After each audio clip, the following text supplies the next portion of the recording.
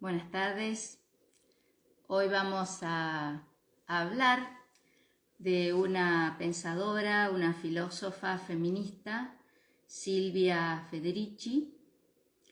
Ella nace en el año 1942 en Italia y se nutre de los trabajos que estaban enfocados a partir de la teoría marxista y que van generando un feminismo propio de la época.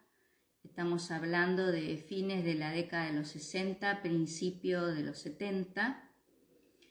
Ella trabaja con Leopoldina Fortunati y me parece importante destacar que en Italia la formación, sobre todo la formación universitaria, académica, o era marxista o era católica. Es decir, había una oposición ahí entre una y otra. Supongo que algo de eso aún debe persistir en Italia. Y lo que hacía ese feminismo incipiente en ese momento era el de pensar con las categorías de análisis de la teoría marxista el lugar de la mujer en la sociedad, en el mundo del trabajo y su relación también con el Estado, cómo era considerada, vista la mujer desde las instituciones en general y el mundo productivo. También tenemos que pensar que en Italia la influencia de un filósofo como Antonio Gramsci también ha sido muy importante, muy decisiva. Y ella se va a vivir a Estados Unidos en el año 1967. Es ahí que en ese momento se encuentra con un clima de rebeldía, de protesta. Primero, toda la oposición que existía a la guerra de Vietnam, es decir, que había un movimiento no solo de rechazo hacia la guerra, sino también de lo que comenzaban a plantear como una teoría o un movimiento pacifista. Pensemos que en el año 68 se da el Mayo francés, donde obreros y estudiantes, en una configuración muy original, nueva, marchan en las calles de París pidiendo una transformación del sistema educativo. Y poco a poco también, el movimiento de los hippies, el Black Power, el poder negro, van generando, en este caso en Estados Unidos, una impronta donde los feminismos van tomando diferentes rumbos. Hay un feminismo ya en la década de los 70 en Estados Unidos que es de vertiente liberal. Hay un feminismo marxista y también se van dando con los movimientos sociales de ese momento distintas expresiones del feminismo, tanto en términos teóricos, académicos, como en la conformación de movimientos sociales. Ahí es donde Federici comienza a transitar en los años 70 un camino teórico, pedagógico, pero también militante. Es decir, ella no es una feminista de biblioteca solamente, de hacer un trabajo de investigación bibliográfico, documentalista, sino de participar en diferentes grupos que están en ese momento luchando por los derechos de las mujeres, sobre todo de las mujeres negras, las mujeres inmigrantes, que van planteando el lugar de explotación y opresión en el que se encontraban. En los años 80, Federici viaja a Nigeria, vive un tiempo ahí y se encuentra también con una serie de planteos que tienen que ver con el colonialismo. Es decir, que las teorías y los estudios de género se suman a las teorías del colonialismo, el antiimperialismo, donde ella también ahí ve una realidad diferente, una realidad social, económica, cultural, diferente a la que vio primero en Italia, luego en Estados Unidos, donde había, por un lado, una lucha contra el Fondo Monetario Internacional en Nigeria y también la situación que se vivía con respecto al petróleo, a la lucha que tenían estos países para no permitir que las grandes potencias se llevaran el petróleo y las condiciones también de trabajo que se vivían en Nigeria en ese momento, como decíamos recién, de opresión, de explotación, de marginalidad. Y ella ahí va a trabajar fuertemente esta idea que es necesario marcar los límites de la teoría marxista. ¿Qué significa esto? Marx y Engels viven en el siglo XIX. Son alemanes, son europeos. Marx escribe El Capital estando en Inglaterra, estando en Londres. Sabemos a esta altura de la historia, a principios del siglo XXI, que ni Marx ni Engels eran feministas, que cuando hablan de la historia universal hablan de la historia de Europa. Creo que ya acusarlos de etnocéntricos y de eurocéntricos es algo absolutamente obvio. Ya de hecho todo el estructuralismo francés vino denunciando la primera mitad del siglo XX esto, ¿no? Es decir, bueno, aquí nuestras ciencias sociales y nuestras teorías, nuestras producciones son todas etnocéntricas. E incluso podemos decir en el ámbito de las ideas y de la filosofía que no solo que los filósofos no eran feministas, sino que muchos de ellos eran misóginos. Entonces ella comienza a tomar nota de todas las limitaciones que tiene la teoría marxista en cuanto a que, en primer lugar, describe una historia universal en los términos del materialismo histórico y que el materialismo histórico va a tomar como parámetro, como eje de su análisis, los modos de producción y, por supuesto, la economía política. Entonces, el marxismo va a plantear que en un comienzo la historia de la humanidad era la de un comunismo primitivo, que luego pasó a formar parte de un sistema esclavista, luego fue hacia el feudalismo y después ya comienza el capitalismo y por último esta historia universal de la humanidad desemboca en la última etapa, que es la etapa del socialismo. El libro de ella, tan difundido y felizmente hoy tan consultado, que fue publicado por Traficantes de Sueños y hoy ha sido reeditado, lo digo porque recibí varias consultas, Calibán y la bruja, mujeres, cuerpo y acumulación originaria, ha sido, como decía recién, reeditado por Tinta y Limón. El libro se consigue, se puede comprar. Y también está, si ustedes lo buscan en la web, está en PDF en la edición de Traficantes de Sueños. Es decir, que tiene las dos opciones.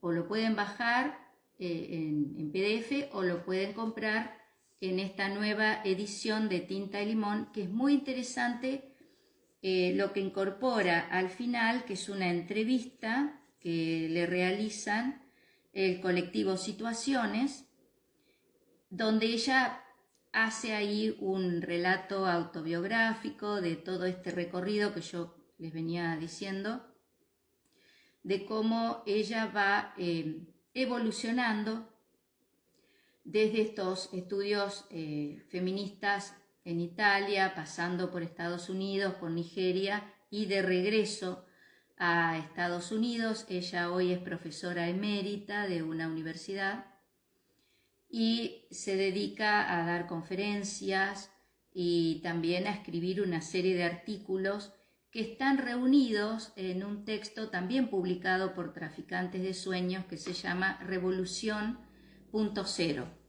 Ya les voy a leer el subtítulo es Trabajo doméstico, reproducción y luchas feministas.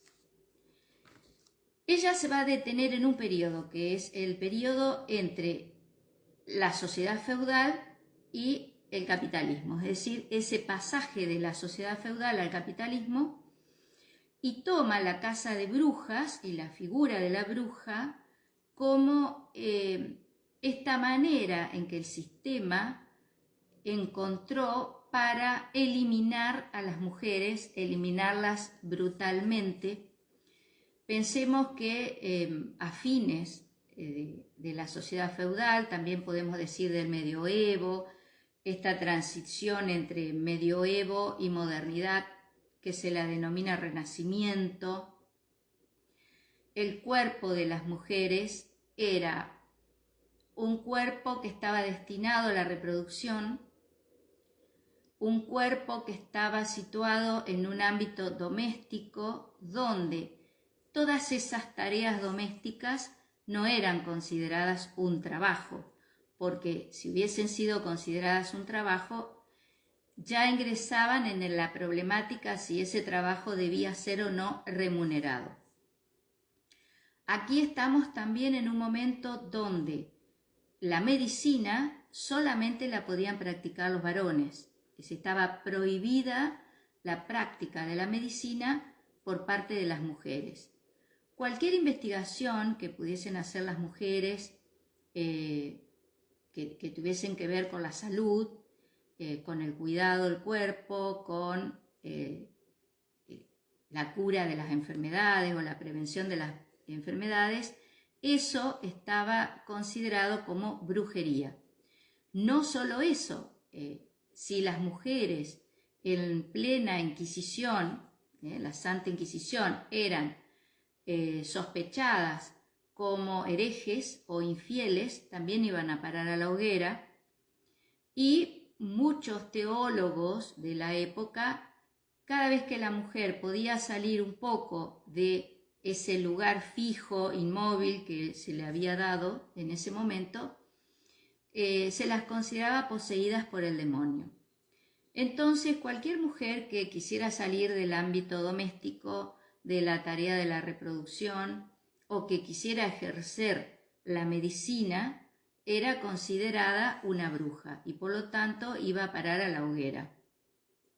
No solo eso, sabemos que la hoguera no era solamente el castigo, sino que también eran encerradas. De hecho, esto se fue después ya con la modernidad, se fue abriendo en cuanto a que no solamente podían ser quemadas en la hoguera, sino que eran encerradas de por vida en un convento, en un manicomio, en una cárcel.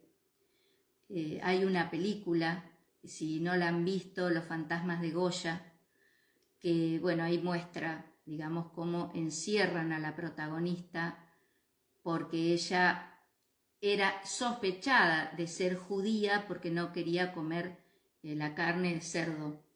Y entonces a ella la encierran, por supuesto en ese encierro donde la mantuvieron en la oscuridad, en el hambre, en las violaciones que padeció también estando ahí.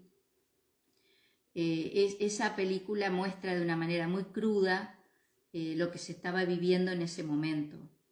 Y además cómo los castigos eran públicos y todo el pueblo se reunía a ver esos castigos, personas que eran ahorcadas, más adelante guillotinadas, descuartizadas, y el pueblo se reunía alrededor y festejaba eso. Es decir, que esto tenía, en primer lugar, la intención de el castigo severo en el espacio público que generaba el miedo absoluto a que si se cometía alguna de estas acciones prohibidas, ese iba a ser el castigo, pero además era como un motivo de reunión social. Eso lo podemos ver en muchos textos de historia, en la historia de las mujeres, por ejemplo, de Georges Duby, también eso se describe. Pero regresando a Felici, bueno, ella dice que esta descripción y este análisis que por supuesto hacen tanto Marx como Engels, la excluyen a la mujer de toda esa problemática que se vive en el sistema capitalista. Y que aquello que Marx y Engels consideran que se termina o se cierra en la etapa de la sociedad feudal, para Federici continúa en el capitalismo, sobre todo en el caso de las mujeres. Es decir, las mujeres siguen padeciendo aquello que se padecía ya durante el medioevo y la etapa de la sociedad feudal. Cuando nosotros decimos teoría marxista, estamos diciendo que es un conjunto de trabajos, de investigaciones que realizaron tanto Karl Marx como Friedrich Engels. Los dos vivieron en el siglo XIX, nacen con muy poca diferencia, creo que Engels 2 años después que Marx, y vive un poquito más que Marx, como 5 o 7 años más, pero es el siglo XIX. Y esto que se denomina teoría marxista y que va a tener, como toda teoría, muchísimas recepciones, traducciones, interpretaciones, usos, apologías, rechazos, muchos, pero que su influencia ha sido absolutamente decisiva. Por un lado, en la filosofía a través del materialismo dialéctico y por otro lado, las ciencias sociales a través del materialismo histórico. Lo interesante a destacar es que este materialismo incluye lo simbólico, es decir, que no es un materialismo que tiene en cuenta lo concreto, sino también todo este sistema de signos y símbolos que es la cultura. Tanto uno como otro, pero sobre todo Marx, está muy influenciado por la antropología inglesa, que viene del siglo XVIII, muy influenciado también por la filosofía alemana, en especial Hegel, el idealismo alemán, el idealismo absoluto en filosofía. Está muy influenciado también por la teoría económica inglesa de la época y por el socialismo utópico francés. Es decir, que aquello que nosotros definimos como teoría marxista está nutrido por una serie de, podríamos decir, de paradigmas, de matrices disciplinares, de aportes que vienen de todos estos campos disciplinares o todas estas disciplinas. Pensemos que en el siglo XIX está el positivismo. El positivismo tiene dos vertientes muy importantes, la inglesa y la francesa. La inglesa está marcada por Herbert Spencer. Herbert Spencer, que de ahí viene el término evolucionismo social, darwinismo social, a mediados del siglo XIX, él describe la historia de la humanidad, porque todos hablan de la historia de la humanidad, como una evolución tomando como parámetro la naturaleza en los términos biológicos, es decir, como un organismo se va tornando cada vez más complejo en su conformación y funcionamiento, y la sociedad hace exactamente lo mismo. Voy a dar un ejemplo. El huevo o cigota que se forma cuando el espermatozoide penetra en el óvulo, nosotros podemos observar en todos los meses de gestación y luego del nacimiento cómo esas células van formando un organismo, van formando aparatos y sistemas que están funcionando. Bueno, así imagina Spencer que es la evolución de la humanidad desde células que se unen y que van formando un organismo cada vez más complejo que por supuesto va a interactuar con el medio en los términos de estímulo-respuesta. Por otro lado, Augusto Comte, en Francia, va a hacer su propia versión de la historia de la humanidad y él dice que aquí el parámetro va a ser el camino que recorre la humanidad desde los mitos, las religiones, la metafísica hasta la ciencia. Es decir, que el último paso de la humanidad va a ser lo que él llama el periodo positivo, que es el de la ciencia. Es más, él cree que una vez que la humanidad llega a explicar científicamente cómo funciona la naturaleza y cómo funciona la sociedad, abandona los mitos, abandona las religiones y abandona la metafísica.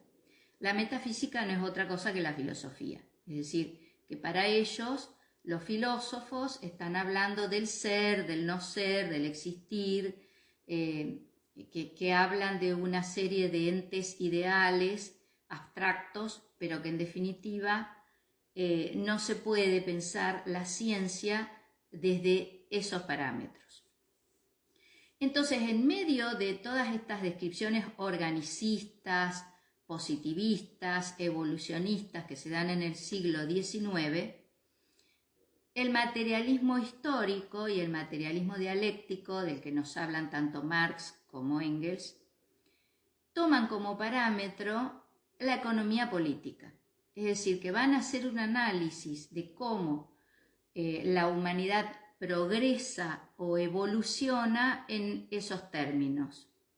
Entonces, una vez que la sociedad esclavista ya no necesitó los esclavos porque los modos de producción fueron modificándose, pasa a este momento de la sociedad feudal.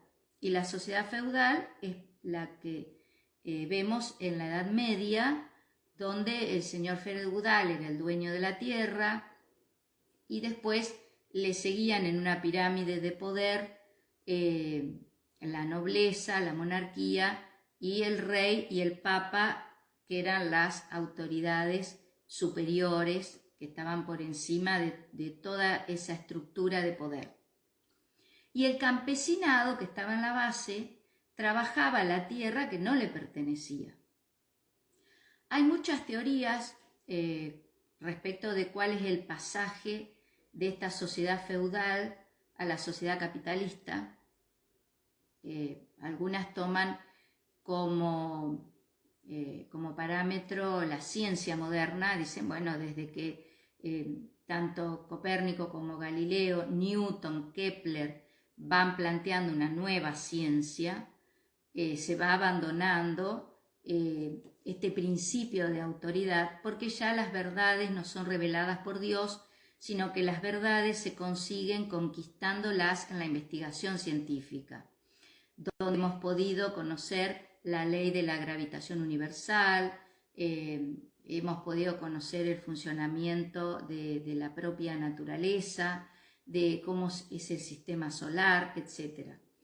Y aquí en los comienzos de la modernidad, también otros toman como parámetro el descubrimiento de América por parte de los europeos, otros van a plantear que el comercio que se va dando a principios del siglo XVI va a modificar las formas de intercambio que se dan entre unos países y otras regiones. Los estados nacionales también se forman en ese momento con una, diría Marx, una superestructura jurídica sobre una infraestructura donde ahí están los modos de producción. Cuando él habla de superestructura y de infraestructura, lo que está diciendo es que esta estructura, que es la sociedad, tiene estas dos instancias donde los modos y los medios de producción que están en la infraestructura van a ser organizados por esa superestructura. ¿Por qué yo estoy explicando todo esto? Porque en definitiva Silvia Federici va a tomar todas estas categorías de análisis del marxismo. Por supuesto, no las reproduce literalmente. Ella no va a decir, bueno, les voy a contar lo que dijo Marx y lo que dijo Engels, sino que ella dice, bueno, estudiando esta teoría, como mujer y como feminista, veo los límites que tiene y veo que esto hay que traerlo a la actualidad y ver cómo es el capitalismo que se está dando a finales del siglo XX, que ya no es el capitalismo que describía Marx.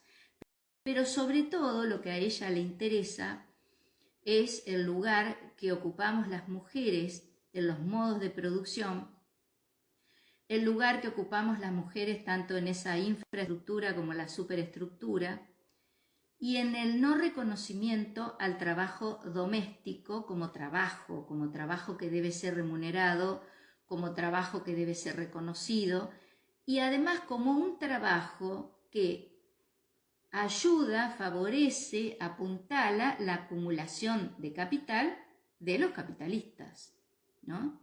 Es decir, esta persona que está en ese universo doméstico, que cocina, que limpia, que lava, que cuida a los niños, cuida a los ancianos, cuida a los enfermos, que tiene que estar en ese ámbito doméstico asegurando que ese lugar, esa familia esté ordenada y organizada, ese trabajo invisible, ese trabajo que no se valora, que no se reconoce y que no solo no se reconoce en el entorno cercano, sino que tampoco existen políticas estatales que lo reconozcan.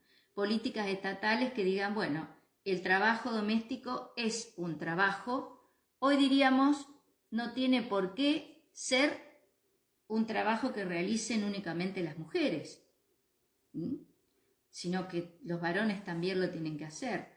Entonces, esta división sexual del trabajo, de la que ya están hablando en la década de los 70, tiene que ver en cómo en esta estructura social a los varones y a las mujeres nos han asignado tareas para hacer y que no tienen por qué decir, bueno, indefectiblemente quien tiene que realizar todas estas tareas son las mujeres. Por supuesto que recién decíamos, cuando ella llega a Estados Unidos estaban los movimientos de protesta contra la guerra de Vietnam. Ella cuenta, cuando le hacen entrevistas, que en su caso, decíamos que nació en 1942 en Italia, la Segunda Guerra Mundial también generó muchísimos planteos nuevos con respecto al lugar de las mujeres y sobre todo a esta imposición sobre el cuerpo de la mujer de reproducir, de dar hijos, donde algunas mujeres generaron movimientos y agrupaciones donde decían, no vamos a tener hijos para que el Estado los mande al frente de batalla. No vamos a dar a luz a estos hijos que después los van a matar en la guerra. Entonces también ahí se produjo una rebeldía por parte de las mujeres y sobre todo por esta necesidad que han tenido las mujeres de, por ejemplo, casarse para poder tener una estabilidad económica o asegurarse un futuro, porque no tenían otro trabajo que no sea ese, y en definitiva las mujeres que estaban desamparadas económicamente, el único trabajo que podían realizar siempre era dentro del hogar. Podían ser modistas, podían ser cocineras, pero todo se hacía en la casa y a partir de ahí eso se vendía o se intercambiaba de alguna manera como modo de subsistencia. Y decíamos recién, eso nunca fue valorado ni fue reconocido, no solo por el entorno, sino tampoco por el Estado. Ahora bien, nosotros podemos decir, bueno, Marx no era feminista, Engels tampoco, ellos definieron la historia universal cuando en realidad era la historia de Europa, ellos no podían vislumbrar las consecuencias del colonialismo en esa denominada periferia, países subdesarrollados, que se fue perfilando con mucha fuerza a comienzos del siglo XX, esta denuncia de decir, bueno, ¿cómo se forma Europa? No olvidemos que antes Europa se llamaba la cristiandad, es decir, que ese continente se llamó Europa en la modernidad, el mito de Europa. Entonces, ¿qué pasaba con las mujeres en las colonias? ¿Qué pasaba con las mujeres en los pueblos originarios? ¿Qué pasaba con las mujeres en los países subdesarrollados, periféricos? Ustedes recordarán cuando se hablaba del norte y el sur, ¿no? Y este poema de Benedetti, el sur también existe, es decir, hay un sur pobre frente a un norte rico. Ahora, ¿cómo se hace rico el norte? ¿Cómo se desarrollan los países desarrollados? ¿Cómo logran ser el primer mundo y los demás quedan en esta designación o denominación de tercer mundo? Bueno, todo esto Federici, como las feministas en general, lo va a pensar en los términos de qué pasa con las mujeres en estas situaciones, en estos países, en estas regiones, dentro de estos modos de producción. Cuando uno ve el índice del libro, inmediatamente se da cuenta de que es un libro que toma, por supuesto, como parámetro la teoría marxista.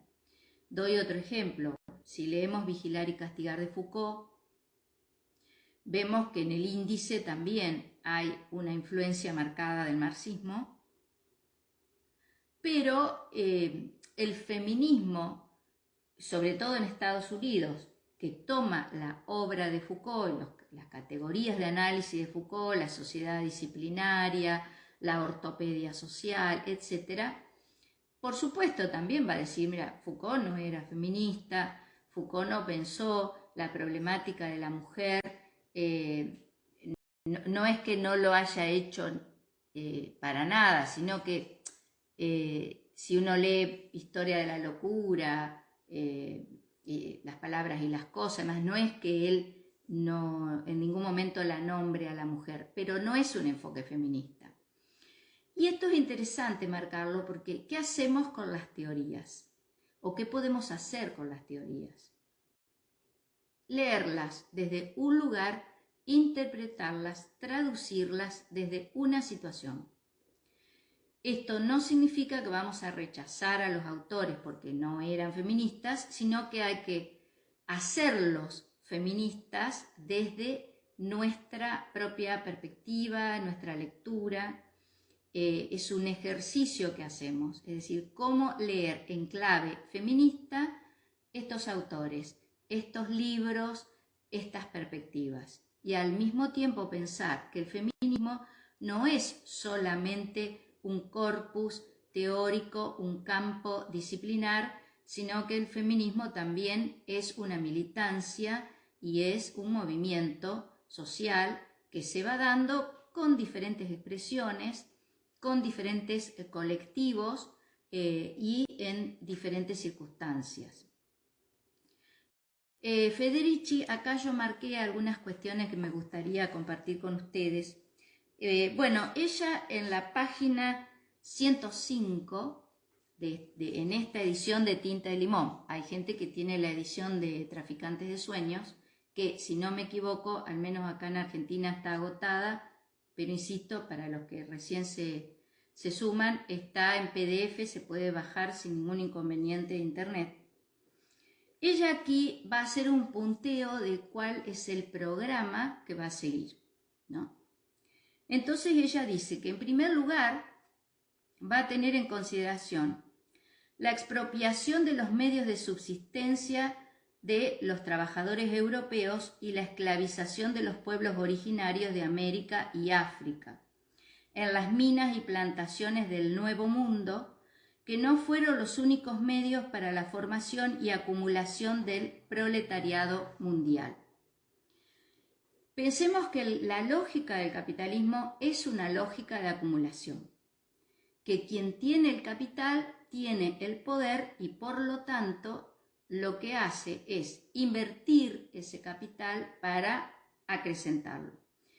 Que quienes no tienen capital, Marx dice, venden su fuerza de trabajo, porque no tienen capital, y tendríamos que decir no tienen propiedad privada.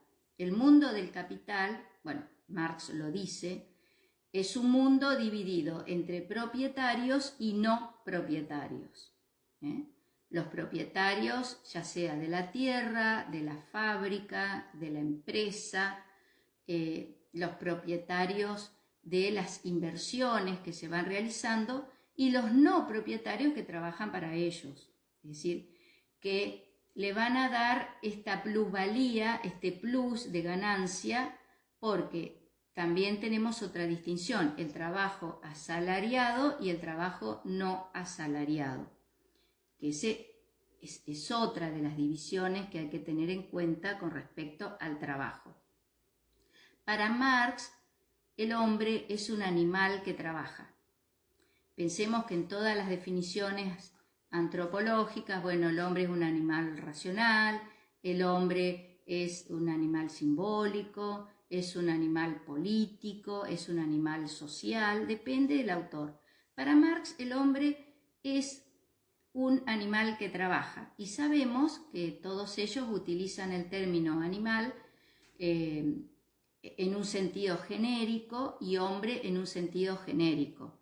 Animal porque es un organismo, es un cuerpo viviente, y hombre porque con hombre quieren englobar a toda la diversidad, hoy diríamos a toda la diversidad sexual.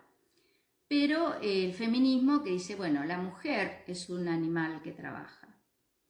¿Y qué pasa con la mujer cuando cuida a los enfermos, cuida a los ancianos, cuida a los niños y ese trabajo no es reconocido? Cuando toda la tarea que realiza tampoco es reconocida ni es remunerada. Aquí en Argentina, hace muy poco tiempo, si lo pensamos en una perspectiva histórica, que existe una ley para que las amas de casa cobren una jubilación y que también hace muy poco que las empleadas domésticas tienen la garantía o los derechos de percibir un salario y también de tener aportes jubilatorios, es decir, que sus empleadores le hagan los aportes jubilatorios.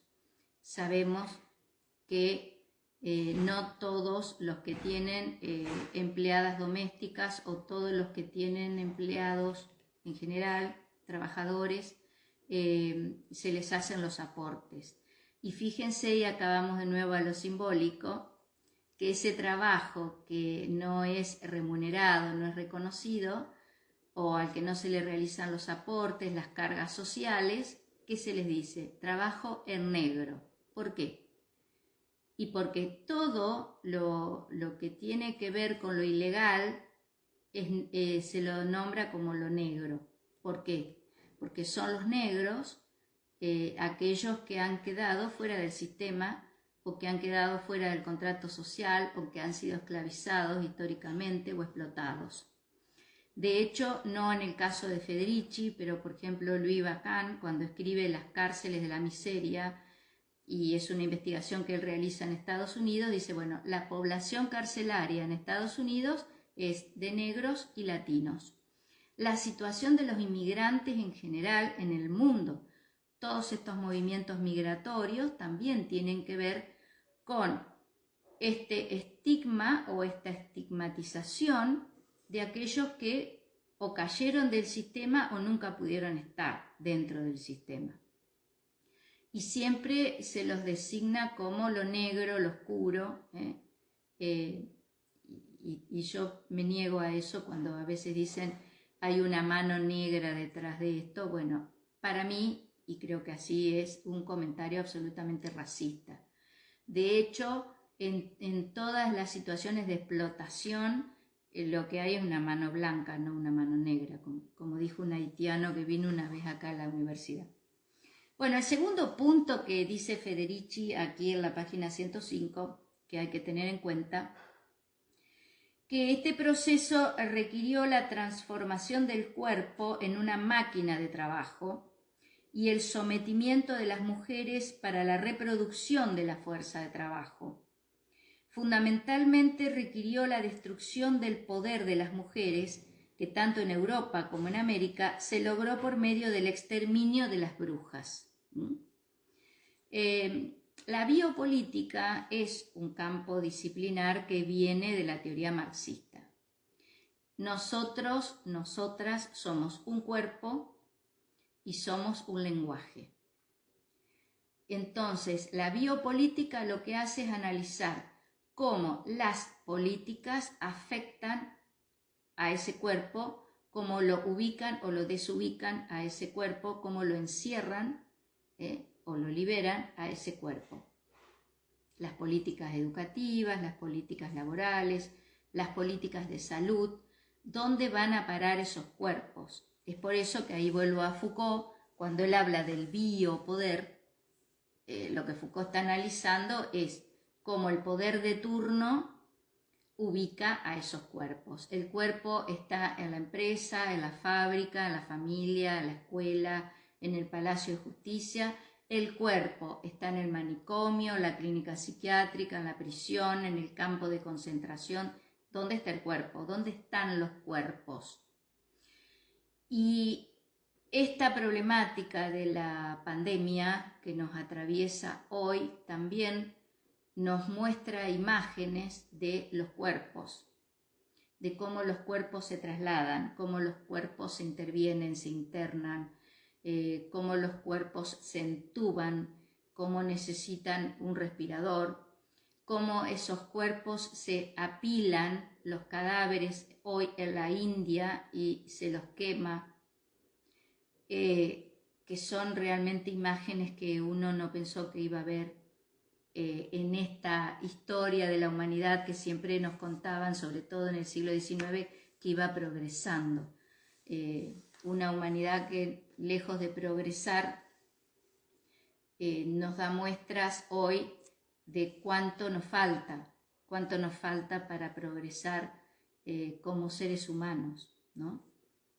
El tercer punto, Federici habla de la acumulación originaria, que no fue entonces simplemente una acumulación y concentración de trabajadores explotables y capital, fue también una acumulación de diferencias y divisiones dentro de la clase trabajadora. Bueno, este punto es muy importante porque yo diría que es la tesis de Federici, ¿no? Dice, en la cual las jerarquías construidas a partir del género, así como las de raza y edad, se hicieron constitutivas de la dominación de clase y de la formación del proletariado moderno.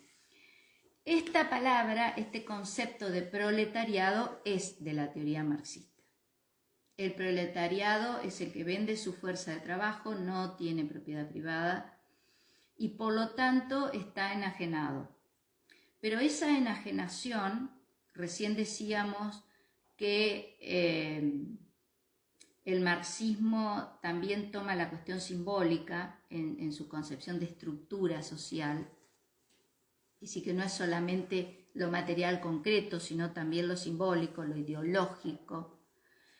Cuando ellos hablan de las clases sociales y la lucha de clases, bueno, hay una clase dominante que es la dueña del capital, y que es la que define esa superestructura jurídica e institucional a la que esa infraestructura tiene que acomodarse y es sancionada por esa superestructura. Entonces aquí lo que Marx entiende como conciencia alienada o enajenada es cuando ese proletariado lo que hace, y digo una categoría que sí es muy marxista, la de reproducción, reproduce la ideología de la clase dominante. Hoy ustedes pueden ver que se habla mucho de los pobres de derecha y se dice, bueno, en esta fase del capitalismo se han inventado los pobres de derecha, que son los pobres que defienden a los ricos, que los eligen en las elecciones, que los justifican, que dicen, bueno, si es rico es porque trabajó mucho. Y sabemos que no es así. Sabemos que la mayoría de los ricos han acumulado capital no de una década para otra, ni de un día para otro, sino siglos de acumulación. Entonces, esta conciencia alienada tiene que ver con tomar el pensamiento de otro como propio, cuando en realidad ese pensamiento no pertenece a nuestra clase social ni a nuestra situación de clase. Entonces, este punto 3 es muy importante porque lo que está planteando Federici ya no es un análisis verticalista como el que hacía el marxismo del siglo XIX, decir, bueno, de la clase dominante a la clase dominada, de los opresores a los oprimidos, se baja línea y esa clase que está ahí, proletariada, vendiendo su fuerza de trabajo, sin un capital, sin posibilidad de acumulación de capital, endeudada, porque además la deuda es una de las categorías fundamentales que se trabajan en el análisis del sistema capitalista. Ese que tiene el capital genera la deuda al que no lo tiene. Y ella lo que hace es un análisis horizontal, ¿no? Estoy mirando la hora porque voy a tener que cortar el video. Y por último dice, no podemos identificar acumulación capitalista con liberación del trabajador, mujer u hombre, como muchos marxistas han hecho, a ver la llegada del capitalismo como un momento de progreso histórico. Por el contrario, el capitalismo ha creado las formas de esclavitud más brutales e insidiosas. En la medida en que se inserta en el cuerpo del proletariado y crea divisiones profundas que sirven para intensificar y ocultar la explotación. Bueno, como este tema da para mucho y yo voy a tener que cortar ahora el video, vamos a continuar el próximo jueves. También voy a traer otros textos y otras autoras, porque es interesante, digamos, ver cómo es posible tomar una teoría que no es en sí misma enfocada desde el feminismo, pero que sí, el feminismo puede acudir a esas categorías de análisis para rearmar una teoría, un punto de vista acerca de los modos de producción actuales, las clases sociales de la actualidad y esta división del trabajo, que ya no es una división social del trabajo, sino que es una división sexual del trabajo, y las complejidades que se dan entre trabajo remunerado, no remunerado. Yo recuerdo cuando hace mucho tiempo hablábamos de los trabajadores golondrina, esto se ha dejado de decir, porque es cierto que los modos de producción se han tornado cada vez más complejos con los medios de comunicación y también con estas formas de consumo que hoy nos dominan. Es decir, bueno, el rico puede comprar la cartera o el auto de esta marca y el pobre tendrá que comprar, si puede, la imitación de esa cartera o podrá alquilar ese auto. Y cierro con un ejemplo que vi el otro día, que hay en Estados Unidos uno puede simular que está viajando en primera clase, entonces se anota en un lugar y va, por supuesto, producida en el caso de las mujeres, se sienta en un avión en primera clase, la filman, le hacen videos de pocos minutos para que después lo pueda subir a Instagram. Es decir, le alquilan un pequeño espacio y un pequeño tiempo para que las redes sociales muestre que está viajando en primera clase cuando en realidad no viaja, sino que simplemente está siendo filmada un instante en ese lugar.